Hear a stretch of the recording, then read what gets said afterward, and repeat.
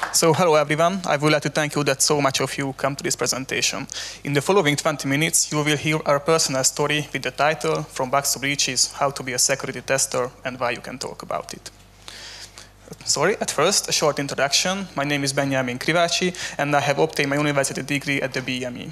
During my university studies, I started working at Bosch and I'm here for more than 5 years now. In the last couple of years, I've started my journey in the field of security testing. I would also like to welcome everyone. My name is Gergo Roznar, and I also done my studies at BME and also been working for Bosch since 2018. And I'm also specialized in security testing. Now, on this presentation, we are going to talk about our journey in the world of security testing and how we became security testers from normal testers. Now, this is mostly relevant to the automotive industry because we work in that, but the key takeaways can also be applied to any field. Now, first, you may ask the question, why security testing is even important?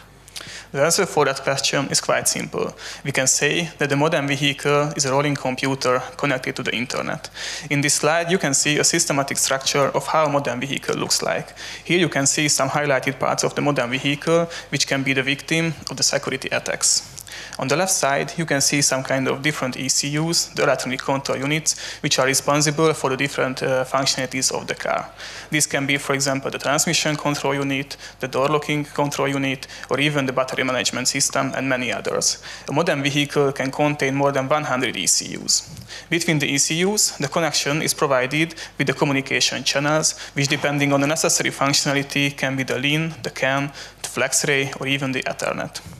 On the right side, you can see some examples that you can connect different kind of devices to your car, which can be your laptop, tablet, or even your smartphone. Here, another risk can be the firmware over-the-air functionality, which means that the software of the modern vehicles can be updated online, so you do not have to go to a shop or a service. This higher complexity of the modern vehicles provides a growing attack surface for the attackers. In the last year, there were nearly 300 security-related incidents in the automotive industry, which is a 50% increase compared to the security-related incidents in 2021. But what can we do to reduce this probability of security risks? Here, we would like to share with you our source of information and our experience. At first, what we had were the security-related standards in the automotive industry. These are the UNECE's R155 regulation for the OEMs, the original equipment manufacturers, and the second is the ISO 21434, which contains regulations for the suppliers. Of course, for other security-related domains, there are different security standards, for example, the ISO 27001 or the NIST. Keeping audits at your company is also a great way to provide that the company complies with the latest security standards and with the defined processes. What is also really important, and I think that's the most important part, that's security-related trainings within your company. This is really important because most of the security incidents can be avoided when the workers of the company are educated. With Gergo, we are part of a smaller team within Bosch from different security-related domains where we can share our ideas, our knowledge, and best practices with security engineers. In this year, we also resurrected our security-related training within Bosch, so we would like to spread the knowledge of the security within the company. Another really important aspect is also that consistent security testing in the planning phase is also important. Now I would like to share the product security testing timeline. The timeline starts with the processes. You have to define these even before the concept to ensure that the requirements from the standards are met. Now, it's important for the security tester to be present at this stage because the processes will apply to the tester, and so he or she should be able to shape them because these processes are really hard for the tester to change later. Now, after the processes comes the concept. The concept is now about an actual product, and the tester at this point has to make sure that the product that he or she is testing is actually testable. After that comes the development. Hopefully, your job as a tester will take place at this stage for the most part. because after that comes the release. And here, the security tester does the verification and validation activities, and then comes the release, and after that, the product is already in production. Now, at this stage, you have to provide monitoring for some degree. It is quite a difficult challenge because in security, the requirements are changing over time, even though your product might not. So you have to monitor the state of the art, and the security tester might be a part of this monitoring team. Now, problems found at this stage are huge problems because they are found in production, and they cost much, much more than if they were found in previous stages. And so this timeline really looks like a normal testing timeline. What exactly is different between security and other fields of testing? First, I would like to start with a similarity that you must understand the functions you are testing. This goes for all fields of testing. However, while for most fields, information sharing is encouraged, for security, however, this is not true because you are mostly working with highly restricted information. Also, for most fields, you will have requirements coming from stakeholders or legal entities. But for security, the customer probably wants the car, in our case, not to be broken into or for it not to be stolen. But these requirements are a bit more complicated to define. So the main focus is usually on requirement-based testing, and because of that, unfortunately, security testing is often overlooked. But what can we do against that? Okay, first that we have the security testing methods. I would like to also highlight that the overall high quality of the software or the product is good for the security aspect too. So these new standards and new testing methods should be applied together with the traditional testing techniques. In this slide, you can see some examples what can be new security testing methods. For example, in our case, now we are working on the protocol fast testing in our department. And I would like to also highlight that most of these security testing cannot be applied to your product because it is depending on what are the functionalities of your product and what are the limitations. And now we have reached a part where we would like to share with you our complications and the first part when we had faced the most unanswered questions. At first, when we started working in security in our department, we were the first two security testers. So we had to find all answers alone. And our first question was when we involved in the project that, okay, we would like to work in this project, but what are the rights that we should acquire and what are the tools that we have to work with? As there was no security testing team, and now even we do not have one, we had to find these answers alone. So we had to ask the people who are working in the project that what should be, what kind of rights do we need?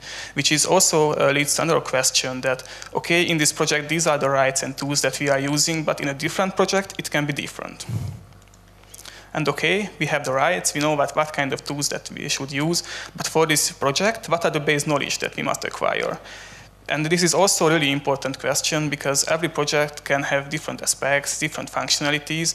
And as Gergo said, that in the traditional testing, it's also important to understand the functionality. It's the same in the security testing. Okay, now we know that what kind of base knowledge should we acquire, but mostly these are secure data, and they are stored in secure folders, in secure repositories, so we do not have access to them. And this leads to the final question that who is the person who can answer all these questions?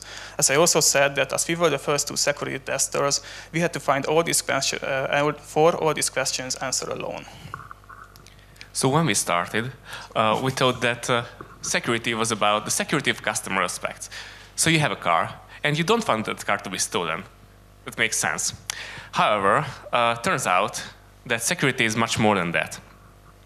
Of course, you've got that because you have to secure the customer assets, but you also have many tens of thousands of code in every ECU of the car, and you also have to take care of the security of those ECUs. Now, next to that, you will also have some legal duties that you have to provide a reasonable amount of security for your product that you are developing. However, even though you might do everything that you can, mistakes and breaches still can happen anytime. Because of that, we also had to work long hours, even weekends. Luckily not holidays yet, but that time will come as well, because the evil never sleeps. And also, because the automotive industry produces ECUs in large factories, you might have to travel, because if the problem happens in production, you will have to go to the plant to solve the issue, which means you might have to go to another city, another country, another continent. And yes, this will involve some flexibility from you. For example, we were in Italy twice last month, which can be a burden because you can't really plan ahead, but it's also good to have because we like to travel, and we got to spend a whole free weekend in Italy. So you get to the plant, you will face the issue, and you don't know what this issue is because problems can come in different shapes and sizes. All you know is that you will have to solve that issue. But customers might not be able to send you detailed information about that because they just don't have the right or the necessary knowledge to identify the problem. And you will, as a security tester, or maybe with other colleagues, have to solve that. And this also means that security is often needed at not security-related problems, because in production, ECUs are secured, obviously, and so you have to have special rights to gather information from that ECU. And that means that even the problem is not security-related, you still are needed in order to obtain that information, which means that we got to work with other colleagues, other departments, and we can gather a lot of knowledge because of that, because they explain you their things. However, while they do explain you their things, there's a problem that you might not be able to do so. Yeah, and this thing is the professional isolation. The isolation means that, of course, you are technically not isolated from your colleagues. During your everyday work, you will work together with your colleagues in your department, in your department. But the professional point of view, which means that as you're working with secure information, with secure data, the amount of security engineers is limited. In that way, that when you have a question, maybe you will not have a person who can answer it. Which means that during your work, you have to find most of the times your answers alone, or if you are very lucky, you will have an experienced colleague who can answer all these your questions. But I think it's not that bad, because after a couple of years, we have some knowledge now. And for example, as Gergo said, we've been to Italy twice, and the issue at the customer site was identified on Monday. It was not security related, but we were the persons who had access and the rights to solve this issue. So on Monday, they identified the issue. On Tuesday, they decided that someone has to go there to Italy. And on Wednesday, we were already there. And of course, we were able to solve this issue. It's not a question. And now we reached the end of our presentation. And we would like to give you a conclusion, a recipe, that how we think that you can become a security tester. At first, what is important, that you have to find the right opportunity for that. Without that, of course, you cannot be a security tester. To be able to be a security tester, maybe you have to convince your boss or even your company that security testing is necessary for your product. After that, you have to gather as much knowledge as possible. As I said, there are standards and other documentations. From that, you can learn a lot. But as this field is continuously improving, and you have to keep up the pace, and you have to study all along. And after that, you have to prepare yourself for challenges, which means that you have to acquire and achieve a lot of soft skills, as Gergo said, for example, the flexibility, and you have to also be creative. And after that, when you have the opportunity, you have the knowledge, and you have the soft skills, you can just finally enjoy being a security tester. And I think we have reached the end of our presentation. I think we have 5 minutes left, so we were kind of fast. But we would like to really thank you for your attention. And yes, now waiting for the questions. First,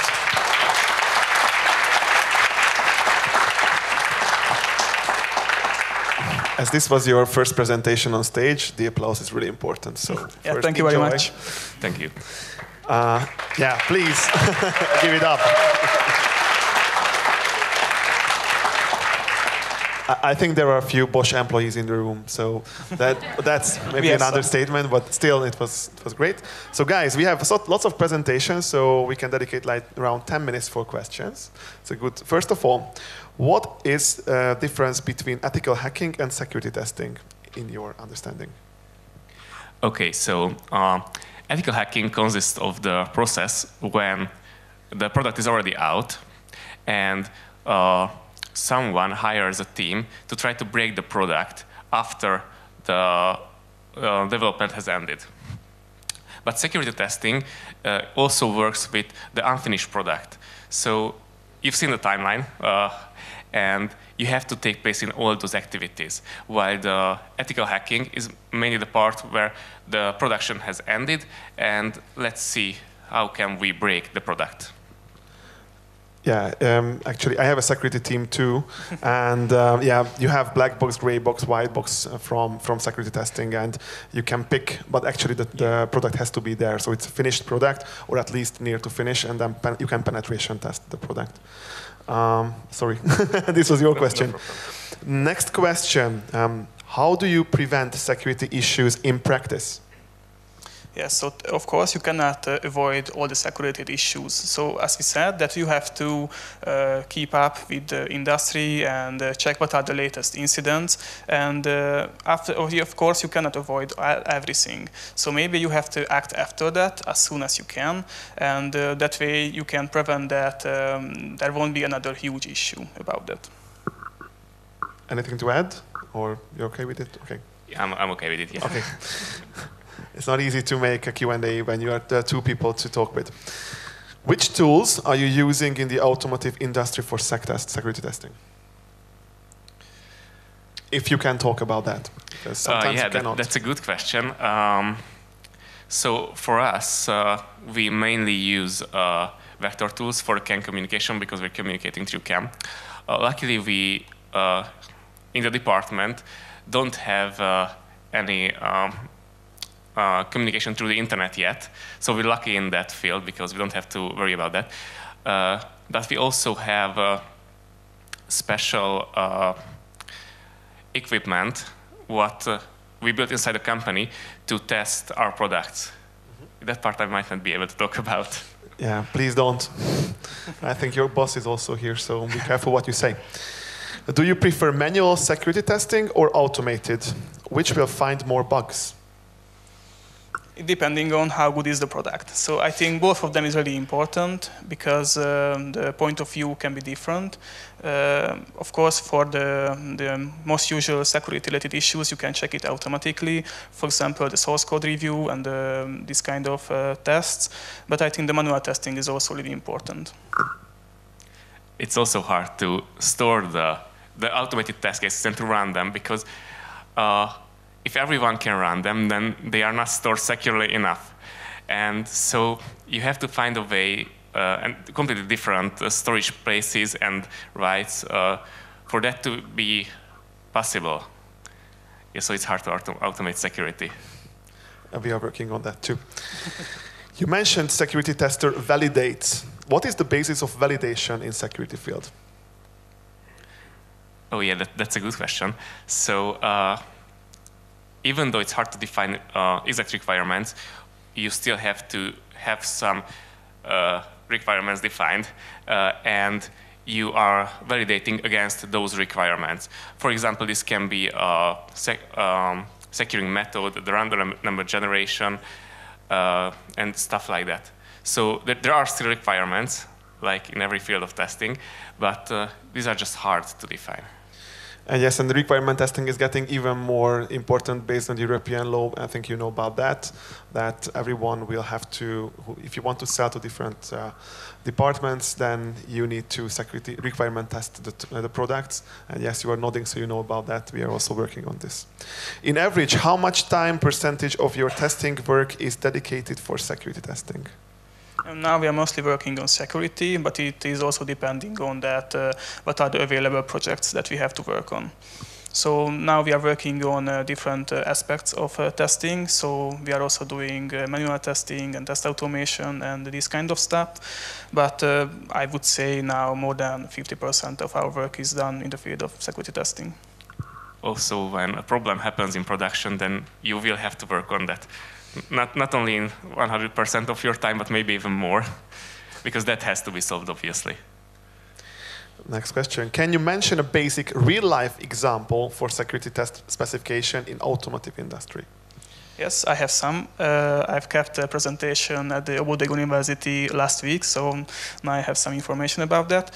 For example, there were a CAN injection attack, which was for a Toyota RAV4 vehicle. There, the issue was that they were able to access the CAN line of the vehicle by removing the left side of the car, and from that point they were able to access the CAN communication, and with a special device which was created for this purpose, they were able to send CAN messages, and with that they were able to unlock the doors. They were even able to start the engine, and they just go with the car. So yeah, and this all took 2 minutes, so it's pretty fast, pretty effective.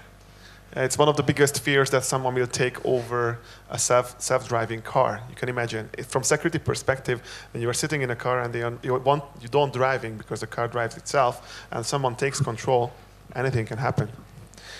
Okay, last question. If I'm a beginner, what type of tools do you suggest for me? Okay, so it completely depends on your field. So we are in the automotive, we don't have internet connection, only CAN lines. So basically you only need knowledge of the CAN stuff, so the protocols and the ISO standards, for example. But as for tools, we work with vector tools, but those are expensive, as I've heard. So, but I think there are pretty good basic CAN tools for really cheap, but I don't know much about them, unfortunately. I can add, if you wish, if you're interested in hacking, like penetration testing, then you can start with Portswigger, try HackMe, Hack the Box, or Avatao if it's a Hungarian tool. So there are lots of tools you can find out. Okay, guys, the time has passed. I would like to ask for another round of applause for the Bosch guys.